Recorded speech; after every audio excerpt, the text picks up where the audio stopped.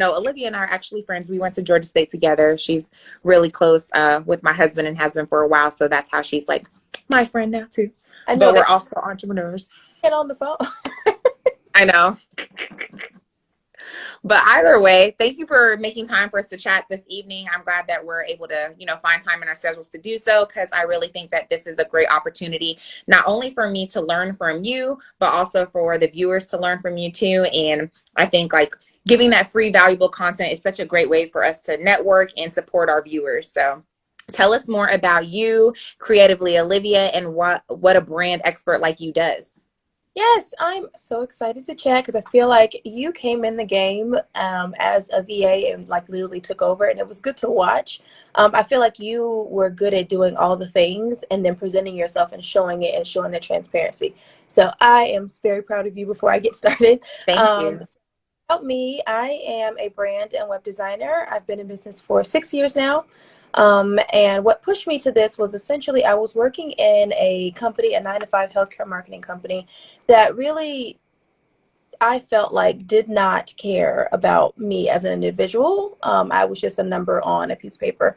And so I felt like what they were having me doing was, and this was also one of my first positions out of college. So I felt like what they were having me doing wasn't exactly teaching me anything. I wasn't able to grow. It was just basically, oh, we could move you around here in all these different places, but you won't actually learn anything more than what you already know and came with.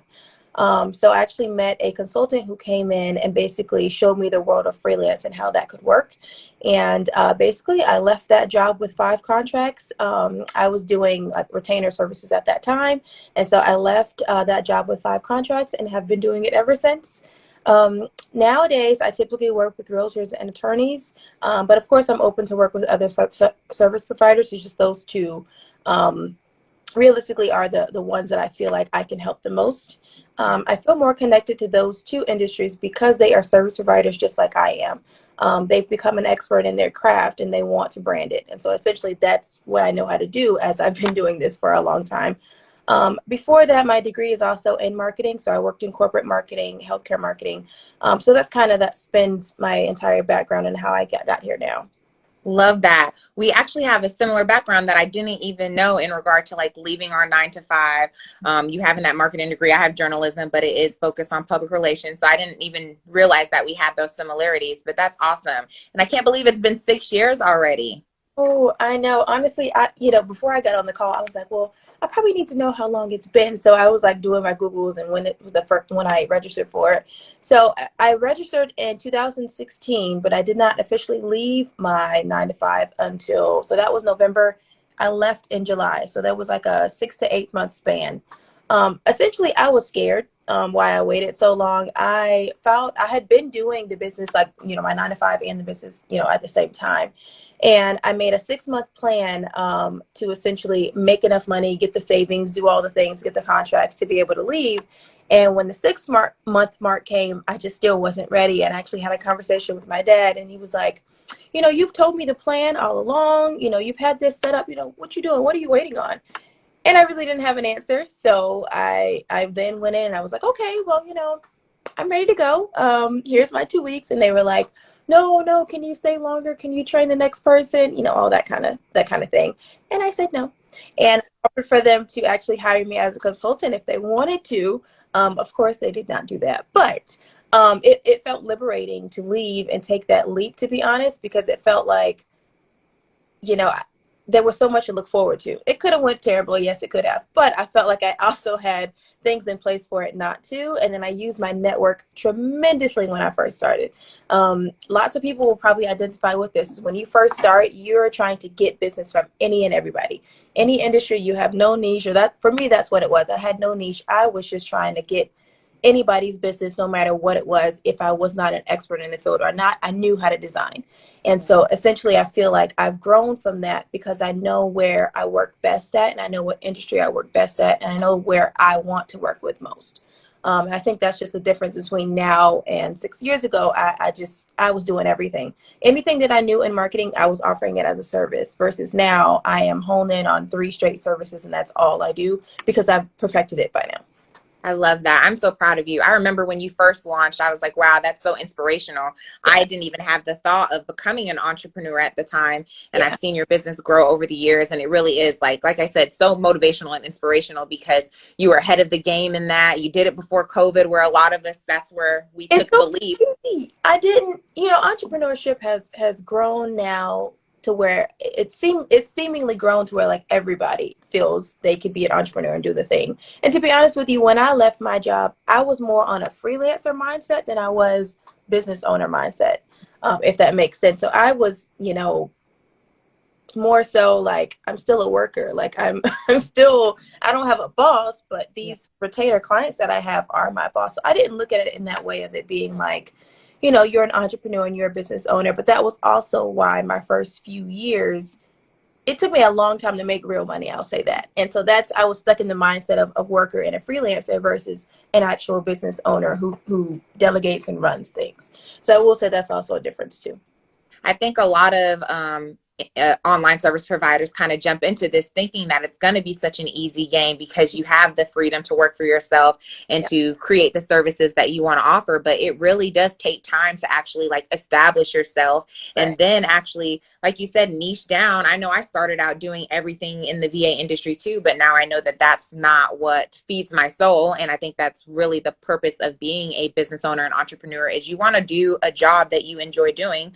So I'm glad that Right. you found what really you enjoy doing in branding, but I love seeing your growth. I commend everything you're doing. And I look forward to the day that I can hire you on, girl. I've been doing a lot of things by myself over here, but Yeah. that solopreneur mindset in the Yeah. beginning. Yeah. But I'm really glad I love how you're like talking. You're like so great, girl. You're so eloquent with your words. And I love how you're describing all yours. Yeah. Love that. I need that. Seriously. I think we all, another thing too is where we all have that imposter syndrome to like Yeah. do things, take the leap. So I'm glad you had that conversation with your dad to kind of give that fire under your butt to say, hey, you already have the plan. That was it. Honestly, I can't say I attribute it to anything else. It was more so I didn't have an answer, and it was like, oh yeah, okay, then go ahead. Yeah, if you don't have an answer, then it's me and this time to go. Take the Right. leap, seriously. And look how it all worked out. If you never would have taken that leap, you wouldn't be 6 years in, full-time business owner, really thriving in what you do. Agreed. Agreed. That's so true.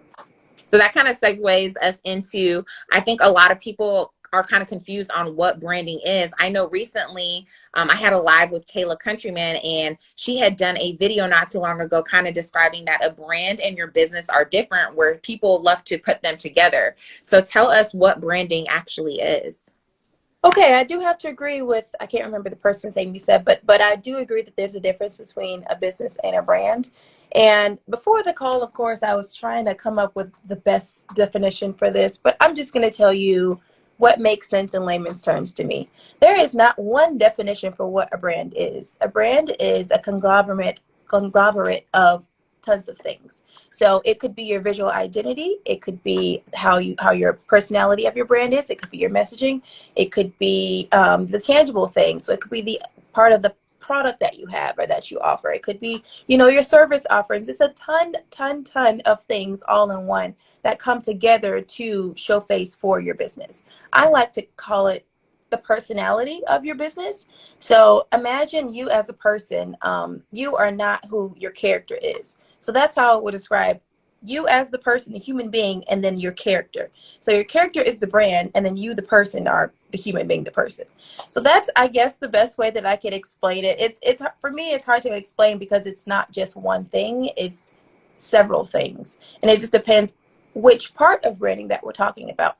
So what I do every day is the brand visuals, your brand identity. So that's your actual logo, that's your actual website, that's the actual colors of things. Your business in itself, of course, is a huge thing that's not just branding. Branding is just a little piece of your business. Of course, you're going to have your actual marketing. Of course, if you have a product, you're going to have your actual product. So there's tons of things inside of a business. Branding is just a piece of it. So I think so many people get into business. Yeah, it does make sense. I love how you broke it down to because I think so many of us again think that it's all one thing, but as you said, it's multiple things. It's everything that encompasses what you do within your business and what you do within your offers and marketing, so on and so forth. So I think it's a good breakdown of understanding that more, because most of us just think it's, oh, our colors, our logo, the Mm, elements, the photos that we use to identify our business with. And I know when I first started my business, that's what I thought it was. I thought my brand was my business. Honestly, I'm like, okay, I got yeah, my hex codes for my colors. I got my logo. I am yeah, branded, yeah, seriously. And yeah, now, when you actually start to do more in your business, you realize, like, wow, what is yeah. my mission? What are my values? What is my purpose? There's so much more to your brand, and all of that is definitely encompassed. So Hmm. I know many of us to start our businesses thinking that we can do it all. So why do you recommend people who are first starting their business to hire a brand expert like yourself? So I will say I'm actually an advocate for there's phases to it. There's levels to when you need to invest and how you need to invest. Um, Depending on what kind of business it is. If this is a side hustle business, go ahead, try to do it yourself or hire someone for cheaper. Then when you recoup the money, when you put everything that you're making back inside the business, then go invest. That's going to be phase two. After you get some years down the game, of course, you're probably going to change. Your offerings are going to change. Your product might change. Things are going to change inside your business. So you might want to do a rebrand. That's when you do the actual big official investment. In my opinion, that's how it should go. If you're not trying to do a side hustle business and you are trying to start a new empire, something big, then of course I would recommend that you start with big investment. If you want a big return, you're going to have to make the investment. Um, I attribute this to, like I said, the phase that you are in. If this is a side hustle, you can treat, it's probably bad to say, but you can treat your branding as a side hustle of it. You could have everything aligned and everything professional looking, but maybe you don't pay $5,000 for it. Versus if you're trying to start something new, this is the first of its own, or you want to be an industry leader, you want to be the top tier, you're going to need top tier branding. So for me, it should make sense on a level scale of how you want it to go and what this business is for. Um, there are several ways that you can make smaller investments that look big, if that makes sense. So if you hire, your cousin to make a logo because she knows how to draw, that's the brand that you're going to get versus going on something like Upwork, paying a couple $100s for a logo of someone who's a professional, then you're going to get that professional look. So to me, what you get is what you give. I mean, it goes hand in hand. Exactly. With anything, right? If you want your business to thrive, you have to make those investments. Right. I do love how you didn't eliminate the DIY option, that you did say, hey, if this is not something that you're fully going to want to be like your full-time job, then of course try it out. But I still feel and understand why it's so important to hire an expert, because you don't want to miss those important elements, since it is an all-encompassing type of situation. So how Mm-hmm. would you describe creating your own personal brand? What do you think are like the most important elements for somebody to include in that? So before I do any of the services that I offer, we start with strategy. Strategy just means the intention behind it. What is it for? What's the reason for it? What's your why? I feel like that is the step that people skip. They go into it as, I just want to make money. Okay, that's great, but also make money for who? What problem are you going to solve? What's the point of it? Why do people choose you over this other thing? You got to have those things lined up first so that everything that you brand moving towards that makes sense. I learned that tactic, to be honest, from textbook marketing and from the healthcare marketing company that I worked in. They basically branded their competitive advantage, and that's the only thing that they ever talked about. So their brand was based on their competitive advantage phrase, and it worked, and it allowed them to stand out versus anybody else having this. There was four other companies, same exact product, but they were able to stand ahead because they had their competitive advantage that they met them with first. So it wasn't the colors, it wasn't the way things looked, it was the intention behind their messaging. So where I would start first definitely is going to be strategy. Like you mentioned before, your mission, your vision, your values. What's the reason for this? What is your why? And then brand that. I think so many of us, again, come into this wanting to just make money, but not realizing that you don't make money overnight. It really is all about having the right brand that's going to draw in that target audience, Right. because it's all about that funnel, awareness first, and then the buy-in, and then they'll actually buy from you. But in Right. order to create that awareness, you have to have a brand with messaging that's going to convey, the transformation that they're going to receive when working with you. So you really help people, navigate and fine tune those elements of creating their brand. Yeah. Yep, that's the goal. I think later, like once you start the business, you kind of are forced into this because it's like, wait a minute, I thought I could just put this up and people buy. And it's like, well, no, you've got to actually get the traffic there. And to get the traffic there, especially if you have a high-end service, you got to look high-end, if that makes sense. So it all ties in together.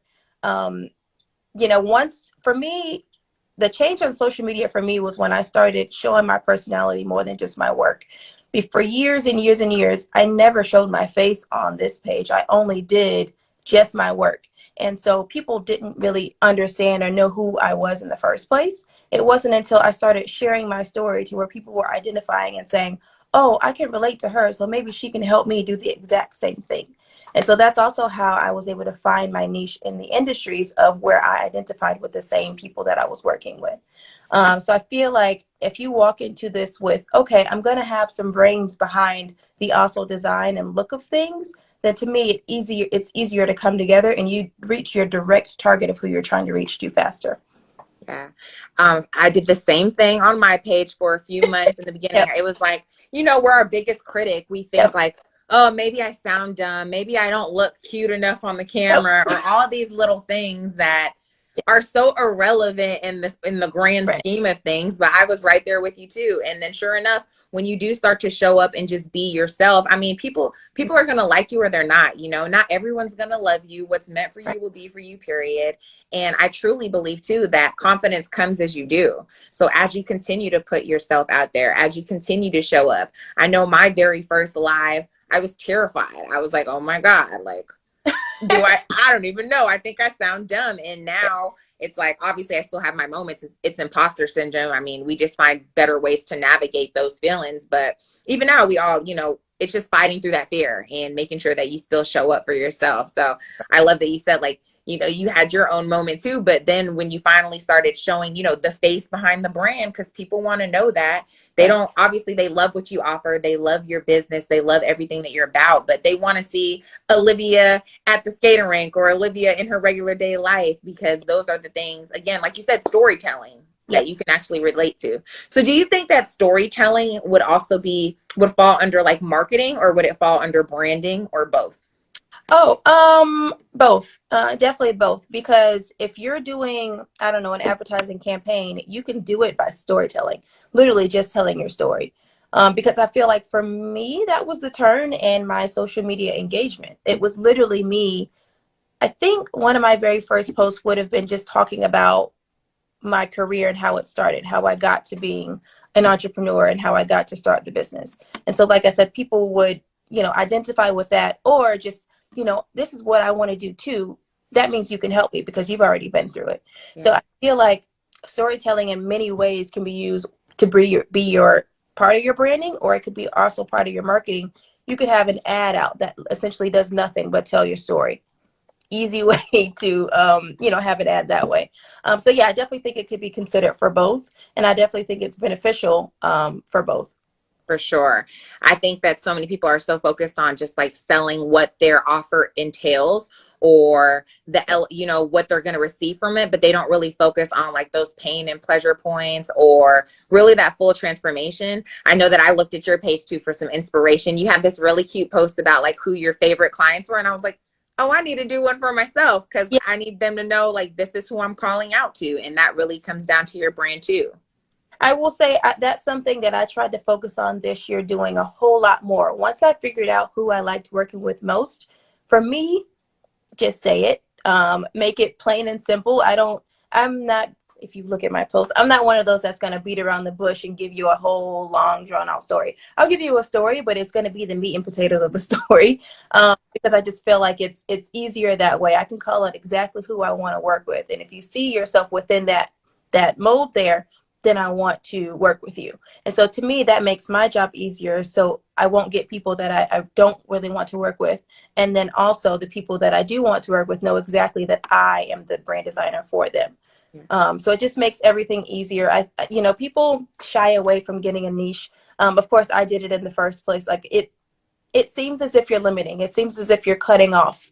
But in actuality, you saw the post. I think there's 5 industries up there, but I'll still get industry people from way out of those industries to reach out for me. So it's not limiting when you narrow down on who you want to work with. To me, it serves better for you to pick and choose, here is who I want to attract and call them out directly. And you'll still be able to attract those outside, other individuals that maybe it's not who you really want to work with, but at the end of the day, you're not opposed to it. So it's like when you really focus, when you really do have an identified niche, yeah, you're going to identify your target audience, but you still get to pull in other Right. audiences. And if you want to work with them, you have that liberty to do so. I love how you said, like, too, back to storytelling, how once you started sharing your story, that's where people were really more able to relate to you, and through your content and through the value that you were sharing there. I love also how, I think this is how you've always been since I've met you through my husband, through Chuck, was you've always been like a direct person. There's never any like fluff with you. And I mean, some people, they're like, oh, happy go lucky all the time, but you've Yeah. always been very forthcoming. So you show that in your content. And of course, you're going to draw in people who are, they like that, the same thing. And I think I like that personally. I don't want the fluff. I want you to just tell me exactly what it is. I don't Yeah. want to beat around the bush. I didn't realize that this showed up this much in my business until a client called it out. Um, so I have a scheduler that I use, and of course you can book a call on there. And when we get on the call, we talk business. Like, I am not someone who's like, oh, let's do, like, we can do a little bit of small talk, but I'm not going to do 15 minutes of small talk because that's the duration of the call. Yeah. So he was a client. So it was one of those check-in calls. And so as soon as we get on the call, I do the smallest of small talk, and they were like, okay, let's get started. And he was a little taken aback, like, oh, okay, oh, you're really about your business. And I'm like, shouldn't you be? I'm confused. Yeah. You're paying. So, I mean, do you want me to waste your time? But nobody had ever called it out to me that way before. And so I didn't realize how, I think I'm direct in real life. I really am. But I didn't You realize are. showing up in my business too. And it's just me, um, yeah, being myself, first of Yeah, I all. was going to say, I don't see anything wrong with it. I think that people who are used to being like passive, they Mhm. may take offense to it, but if they really knew you, and or if they weren't so passive themselves, then it wouldn't appear to be direct. Also, you don't see men in general, but especially white men, being told, oh, they're too direct or too this, that, and third. They're getting their business done. They're talking about what it is that they need to cover instead of all that additional fluff. So Yeah. it's funny because I have always known you that way, but I know that in the business world, it sometimes gets taken or misconstrued as being aggressive when that's not the case. You're just direct. You want to get your business done. And I see that through your work. And I personally love it because who wants the bullshit? Nobody wants to. We're not here to play games. We're here to I help will your say, business thrive. yeah, that was a part of my mission from day one when I started my business. Freelancers always get a bad reputation with reliability, communication, and just not being great business owners. And so I knew that coming into it. And my job, of course, me being a Black woman who was young as well. So I had all of that. And I'm like, okay, I'm going to change the narrative. So that was my very first mission and my very first push. It was to change the narrative on freelancers as a whole. And then me also being a Black owned business as a whole. And so, I did go into this business with the mindset of, okay, you have to change what people think about freelancers. So you're not going to hire me and not hear from me. You're not going to hire me and not get your deliverables, or at least have something communicated. Because I really think it's important. And to me, it puts the client at ease the more communicative that you are. If you're, late on something, if you just say, hey, I know I'm late and I'm sorry, but you'll get it by this day, they leave you alone. Versus if you are ignoring their emails or whatever else, then of course they're going to be like, well, what the heck? I paid you a bunch of money. And so for me, being more direct, that is what you get inside of my business. You're going to get what I promised to you. But I also am very passionate about what I do. I've been designing since high school. I first learned all the design programs in high school. I had a dual tech degree.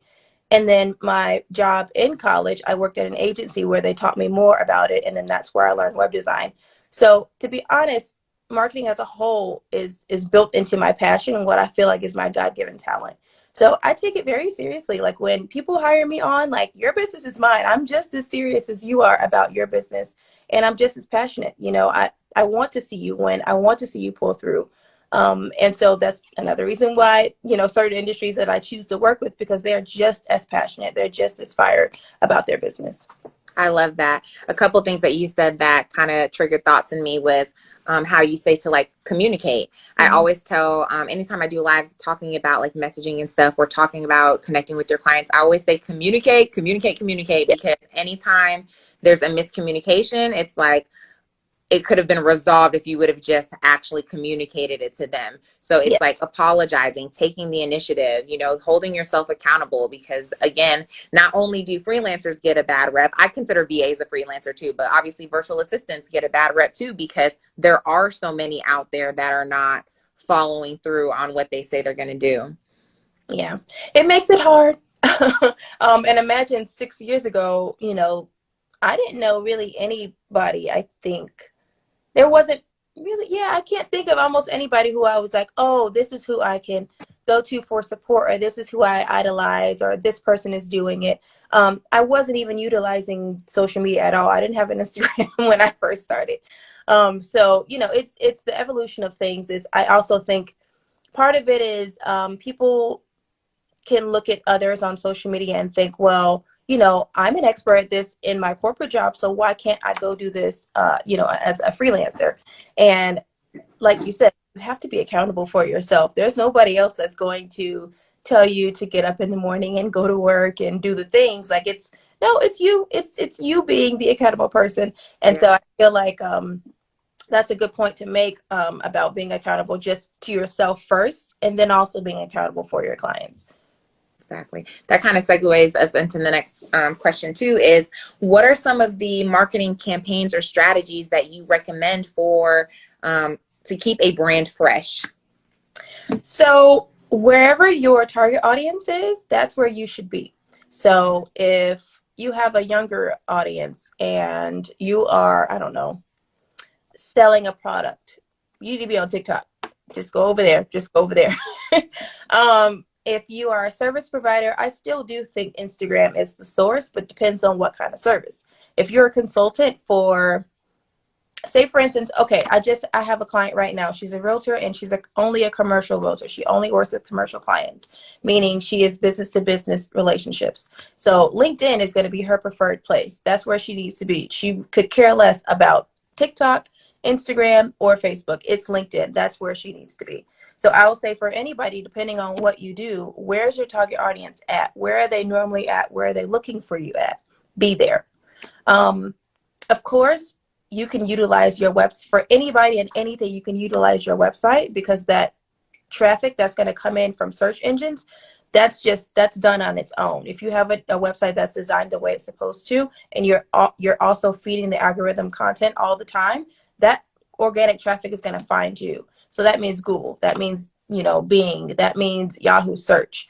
That means if I am not from California but I'm looking for a California realtor, I'll go to Google and search California realtor, because I don't know where else to find it. Now, a younger person is going to go to TikTok, but not for a realtor. So you just got to be where your audience is at, and then meet them at the door once you get there. Exactly. Do you think that people should use multiple platforms, or just focus on that one where their audience is at and repurpose that content other places? Or what are your thoughts on navigating multiple platforms for your business and your brand? I think you can do both. I absolutely think you can do both if it's within your wherewithal. Okay. If you're feeling I have a thing about social media, and I don't know when the last time I posted on my Instagram page.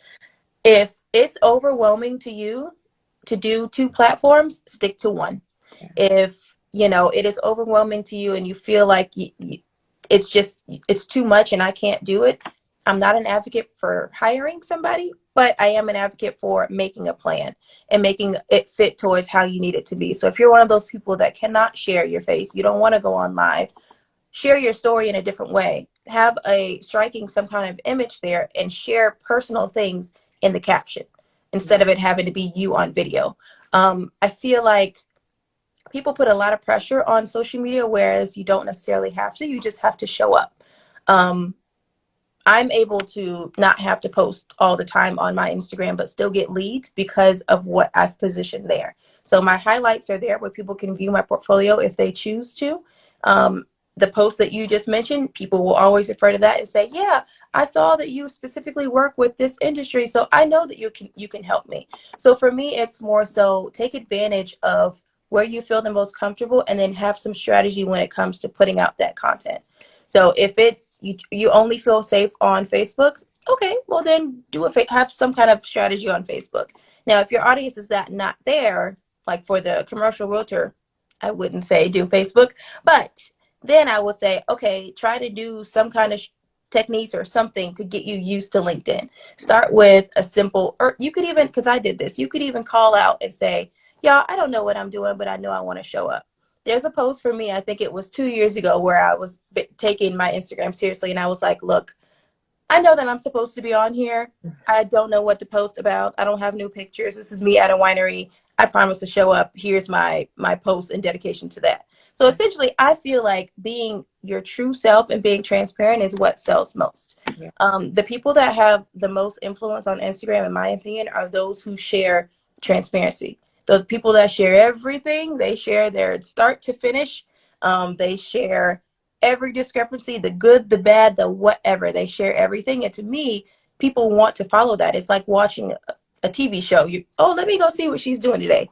The people that I see that are have the most influence and the most successful when it comes to looking like that on social media is the people that share the most. So share what you want people to know on whatever platform that you feel comfortable or that your target audience is at. But you don't have to do things, in my opinion, that are uncomfortable.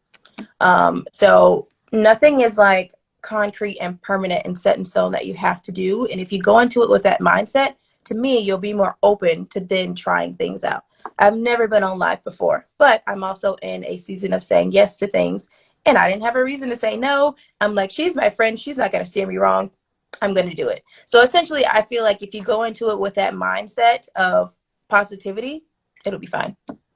I'm glad I caught you in your yes season. Yes. Everything I that you actually got. just said. Oh, Sorry, go what'd you ahead. say? Oh, go ahead. I was just gonna say everything that you just said too made me realize, because you were saying how you don't show up on, how you don't post often on social media, but it's because you've established such a strong brand. So Mm-hmm. tell us how, like, creating that strong brand allows you to not have to continuously post 24/7 on social media. And again, I guess even if you have a strong brand, you can choose strong brand. You can choose whether or not you want to show up consistently. But I would love for you to tell us, like, how has creating such a strong brand for Creatively Olivia allowed you to not have to show up on social media? Is it because you've had that strong network, or do you feel as though it's because your brand? Is it encompassing all of those things? Yes, I would definitely say both, because before Instagram became a traffic source, it was referrals. And so literally I would just do a damn good job to where they would tell everybody that they knew about me. And so that has worked to me still to this day. I still probably get, I don't know, Instagram was kind of creeping in being my top referral source, but referrals is right behind it. For me, it is, like I said, doing a good job to where they want and they're more than happy to scream your name to their network. And so that helps me. I'm not doing anything. But I will also say my business page, the way that it looks, is done on purpose. So highlights was one thing, of course, because I'm someone that I have to show my portfolio. I have to show the work. I made sure that my highlights are in there, and there are hundreds of things inside of there from my stories. I also make sure to always be on my stories almost every day to at least do something. It may be a video, it may be a TikTok that I thought was funny. It may be an inspirational post or something, but something to keep my name in the brains of the people that are on my page, so that I'm not like coming in spurts to where I'm completely disappearing and then coming back. So for me, it's the recognition and keeping things going. I've also done things on my page on purpose, but really, as I'm talking, all of this is surrounded by strategy. All Yeah. of it is brand strategy. I will say all of this is with intention, and it's not just it's a lot of throwing things at the wall and doing what sticks. So everything's not going to stick, of course, but whatever sticks, redoing it over and over and over and over again. So I'll say That's part of it. Brand strategy is a really big thing that I always recommend from start to finish with any project that I go on, because if you do something with strategy and intention behind it, like I said, it may not work, but you could keep trying and something's going to stick. Yeah. And so, with intention and strategy behind everything that you do, make it make sense. Like for me, don't just, be on live doing nothing. If you don't have a reason to be on live, how effective is that? Versus if you come on live with a topic, with engagement, giving people to talk back to you, having people come on with you, there's intention behind it. There's a reason for it. So then you could maybe repurpose the content there. You could make a video ad. You can put this video on your website. There'll be different reasons for it than just being there. So I think intention behind everything has made a difference for me. So yeah, a good answer. No, I love that. You're giving us all the gems, seriously. So do you think that how often do you think that people should have that brand refresh? Because I know you said that obviously your brand is evolving and changing. Is there like a limit to how many times people should have a brand refresh, or what is your recommendation? Okay, so when it comes to times, no, I don't have a how many times, because um as a business, as I've been in business for 6 years, I know my complete mindset around things have changed from 6 years ago. Um, do I think that you need, every time your mind changes, do you need to rebrand your business? No. What I'll try to do is maybe explain the difference between a brand refresh and a rebrand, and maybe that'll help. Okay. For me, a rebrand means you've got new offerings, you've got everything's new that you're doing. So whereas when I was offering Facebook ad marketing, and then now I'm only offering brand and web design, that's a change in my service. I've got new offerings. I also wanted to change who I was attracting. So I want to change my ideal audience. For me, a rebrand means it's more than just the look and feel of things. It's the foundation and root of things that are changing. And you Okay. want to show a different face for the brand. A refresh would mean, like for me, I did a refresh, I think maybe like 2 months ago or something like that. And that just means I've got the same logo, I've got the same services. I just made it look different. I changed one color in my brand, and I've got a new like homepage. So essentially, a refresh to me is just meaning I'm making what I had before improved and look a little bit better. Versus a rebrand is things internally are changing, and so the outside needs to look like the inside or change like the inside, if that makes sense. Yeah, I definitely always thought they were the same thing. So I'm glad you gave that breakdown. So the rebrand is like everything is changing, offers, Mhm. probably all your branding elements, logo, all of that. Yeah, And then a brand refresh is whatever you have, you're just spicing it up a bit. there you go. Yeah. So does it matter when people are having a rebranding? What are your thoughts on, like, I know that branding encompasses so much more than like the logo and the colors, but does that matter if you have a brand of people have identified you with this logo and these colors and now you have a rebrand and it's completely different colors? Does that matter, or people can do that and they won't? I mean, do you think it's going to negatively affect them? So the whole point of a rebrand, well, not the whole point, but part of the point of a rebrand is to reach a different audience. So, if you are completely turning off the audience that you previously had, that should be part of the strategy. That should be on purpose. You don't want to go into a rebrand. Say, for instance, okay, if you have, I don't know, you're an accountant, and your current color scheme right now has greens and black and gold, for instance. And then you want to now become a consultant agency that does accounting, but you maybe want to change your color to red. The thought process behind that should be off or is off. Because if you're still offering consulting services within accounting, red is not a color that you want to have. You are fine with your green. So I would say think about who you're trying to attract and keep them in mind. If your audience is staying the same, you don't want to completely turn them off, because that's not the point here. So it all stems back to some strategy and intention behind what you're doing. Now, if your rebrand repels the audience that you're trying to attract, then you've done something wrong. Um, a rebrand should not, repel an audience that you're trying to reach. That shouldn't be the reason for your rebrand. Um, if anything, that's starting a new business. So you Versus, think having that audience like not be interested in your brand, you'd notice because obviously you're not getting the same engagement anymore. You're not getting the same leads. Is that how you would identify if your brand rebrand has failed you? I will say over time, yes, and also you should do some kind of testing. So you could even share with your current audience of your rebrand and ask for their feedback. Again, I'm a very direct person, so you just ask. You can simply go on your stories and ask your audience how they feel about what they see, and then you can get an answer there. Now, I will say take that with a grain of salt because you are the business owner, so everybody else's opinion should be bottom tier. It should be whoever the designer that you're working with, and then you as a business owner, you should know your clientele more than anybody else. So you should know, is it going to be a repellent versus an attraction? Um, I guess results on that is, or how to get results on that is, it has to be testing. There's no other way to do it. You can kind of identify what you've changed and what may be the thing that's repelling your audience. Changing your color scheme shouldn't repel your audience unless you've done it wrong. So, like the accountant, if you Yeah. went red versus green, that may repel your audience. So that would be the culprit there. Um, but a rebrand, I'm trying to think where I would see that this does this, or where has this happened. I know, like, of course there's higher corporations and organizations that have changed their logo and it completely went terrible because it was ugly, but they had already established their brand, so the ugly logo was like It whatever. didn't really But matter, yeah.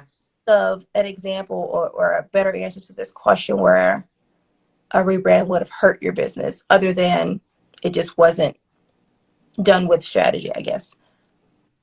So that also makes me think about like what type of sources do you rely on when like researching competitors when creating a brand for a new business? Sources, everything. So when you do market research, you should be looking everywhere. You should be looking high and low locally. You should be looking to people that are way above you, and maybe they are the industry leaders. You should be looking at them, but you should also be looking at the smaller tiers, the people that are on your level. You should be looking left and right, up, down, all the places. So, of course, Google searches, of course, on the social media platforms that your audience is on. Of course, you can use things like Google Trends, Uber Suggest, all of those, tools that kind of put everything for you in one place. Um, and how I do market research is not so that you copy or fit within. It's more so, What's going to make you stand out? yes, and whatever your audience needs to be attracted by. So, what makes the most sense, I guess, for attraction for your audience? So when you work with a client to do a new brand for them or rebrand or brand refresh, you do all that competitive research to identify that, or you get this information from your client and then you build their brand for them. What do you think are like the main steps that you take when working with a new client to help them with their brand and making sure that it separates them from other competitors? Yeah, so I have a questionnaire where I ask them to explicitly tell me who they think their competition is, but then I also do my own market research and find who I find that their competitors are and where they're located, what they're doing, so that I can better help them in their strategy and moving forward. So, say for instance, this client might say that an Instagram influencer is their competition, whereas in reality, whoever their competition is actually on LinkedIn. They're not an influencer on Instagram. So that's where, I take what they give me, I assess it, then I'll do my own research and compare the two so we can find the right answer there. So that so after you do that competitive research, do you oftentimes find that your clients what they thought was their, brand identity is completely different, or is it oftentimes the same, or obviously you're enhancing it, but is it different from what you're doing your research and finding for them? So I will say, most of the clientele that I get, it's rebrands. So they're not starting out. It's not brand new. They typically already know, Who what's they're going. on. They're experts in the industry now, so they already know what's going on.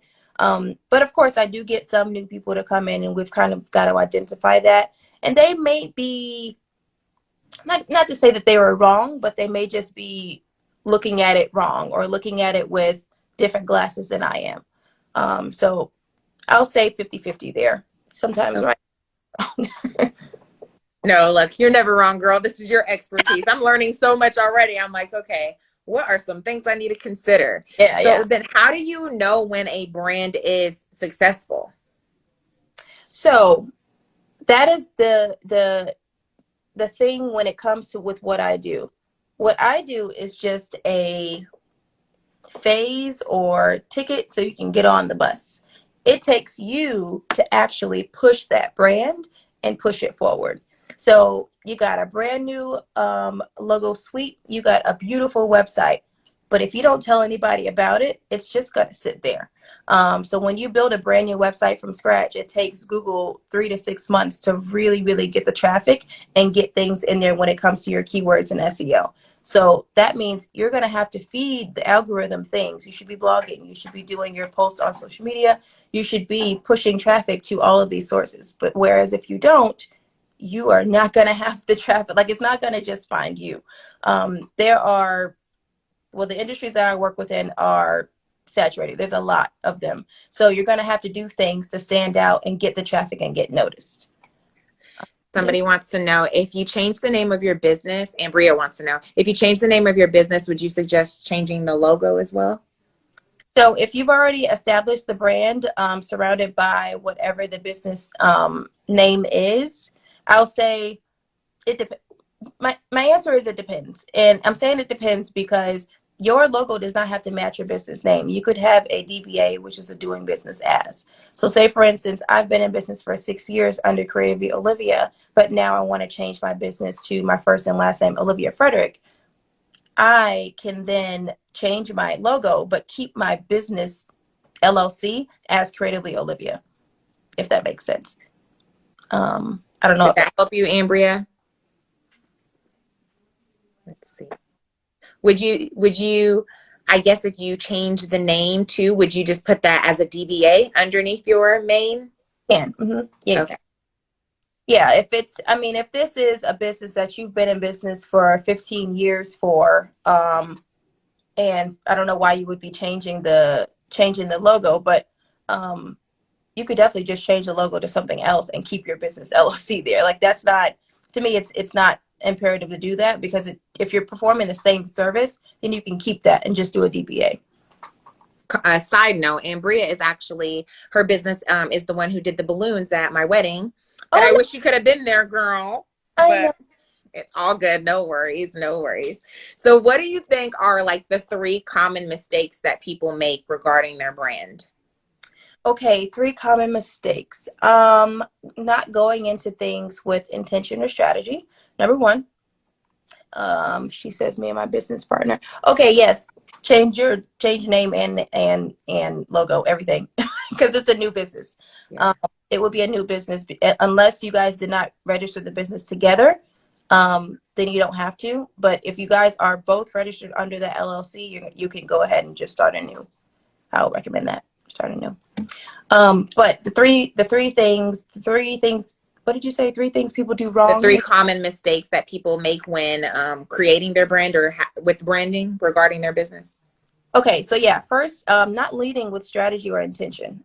Going into this with a mindset of not surrounded by creating a solution to a problem. I'll say that's number one. Number two, what do I see? Oh, whenever you get to the phase of, okay, it's time to delegate and hire someone else to do this. Because I do feel, and people may, I'm a brand designer, but I'm like, yeah, if you're gonna DIY, you got to do it because I do feel like in certain phases of your business, that's okay.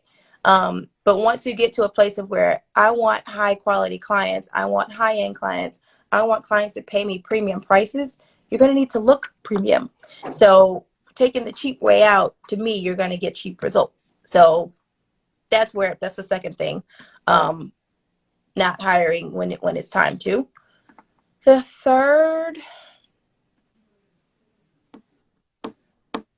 Um, I don't know.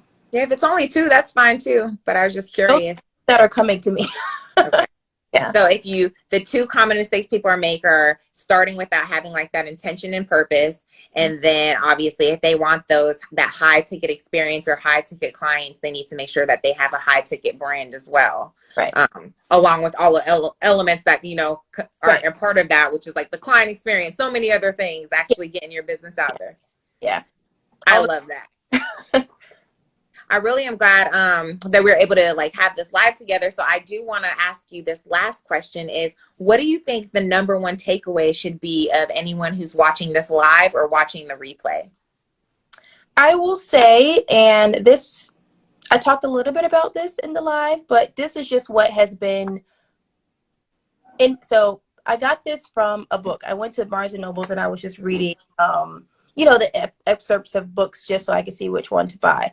And this was Shonda Rhimes' book. Yes, I think it's called Yes. And so that's why I said to you earlier, I'm in a season of saying yes, because essentially it came from that book. Essentially, the story that I read, or the excerpt that I read from her, is she felt like, I think it was a story about her. She was at a family dinner and somebody said, I think it was one of her cousins said that she always says no to things. Like she's always saying no. And so she was taken aback by that and basically said, well, for a whole year, I'm going to say yes. And I didn't end up buying the book. I ended up coming home. This was maybe like 3 weeks ago. Now, 2 days ago, I met with one of my previous clients who's now my network referral. She refers me tons of different clients. And I told her about this live, and she turned on the video, TED Talk of Shonda Rhimes, telling about the same story that I read in the book. And so, what I will say, full circle, what I will say is be in a season of yes to whatever is scary. Whatever you feel like, I've been wanting to do this, but I'm scared to do it for whatever reason, whatever doubt there is, I feel like go ahead and say yes. Whatever it is. If it's starting your business that you've been talking about for forever, but you haven't started it, whatever the reason is, just say yes. Do something to start it. If it's a new Instagram that you've wanted to start, then do that. If it is, I don't know, a vulnerable post that you want to post because you have a business, but maybe it hasn't been going great, post about that. So I'll say, take from this to say yes, be in a season of yes for however long that season is for you. It don't have to be a year because I'm not doing this for a year, but whatever and however long that season is for you. Yeah. I absolutely love that. I'm funny enough that you're saying that because lately with everything that's been going on and sorry, my phone just said 10% battery left. Oh, Am I back? Okay, sorry. It yeah, like popped up. I'm like, oh no, no. But funny enough that you say the whole season of yes, because lately with everything that's been going on in business and personal life, I keep telling myself that, you don't grow in your comfort zone. So I'm mm-hmm. super nervous about this move, but I'm super excited and I'm scared and I'm all the above. But I know that this is a great opportunity for Tuck and I to just grow not only within our businesses and his new job opportunity and life, but you don't grow in your comfort zone. And we've been here, in Atlanta Yep. for a while that it's like, it's time to say yes to this new opportunity. It's time to take a leap on ourselves. And if that means, being scared while doing so, you got to just fight through that fear. So I Yeah. love that that's like your takeaway. If you could tell everyone like how they could work with you, I know that they can find you at Creatively Olivia on Instagram, but share your details of how you would want people to connect with you. Yeah, so if you go to the link in my bio, link in my bio, there is a link there where it tells about the current package that I'm offering. And then it has a form where you can sign up for a call with me. So it's really easy. The call is free. You get me for 15 minutes to talk about whatever your woes are. And then we kind of come together on, does my package fit for you or do I have something else for you? But essentially that's it. It's just reach out to me on the link on my bio. There's also my email on there. If you want to email me instead of doing, back and forth on email, that's fine too. But it should be easy. That's all. You can DM. I'll tell Look, the few people on here you can DM me, but not everybody. yeah. Only those who are here live. No, I'm just Yes. kidding. And the replay. Yes. Well, I hope that you get some new clients from this. And even if, whatever it is, this is awareness. Thank you so much for like sharing your expertise and knowledge with us. I've learned so much about branding tonight that like I clearly was oblivious to the whole rebrand and refresh and just realizing that it really does encompass so much more than just obviously your logo, your hex colors, the basic elements of it. It really is so much more than what I thought it was. And I really have learned so much. So I know that if I've learned this much, I know that the listeners and replay listeners will too. And I just can't thank you enough for sharing that with us. And I continue to wish you so much success in your business. You inspire me all the time. I know I don't see you on the gram all the time, but I don't even have to. I'm like, oh, she's doing well. I know she's doing well. It's cool.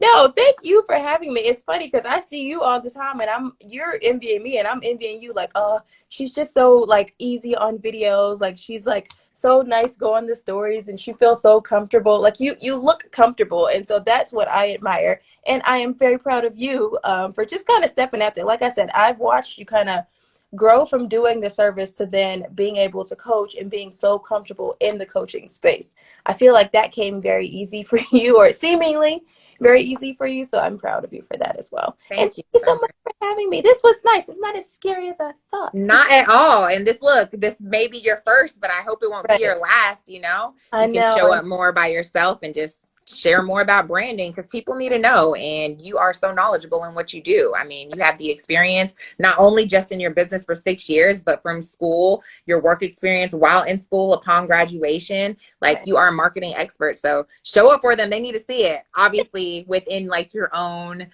what makes you feel good. Thank you. I appreciate it. I really do. I really do.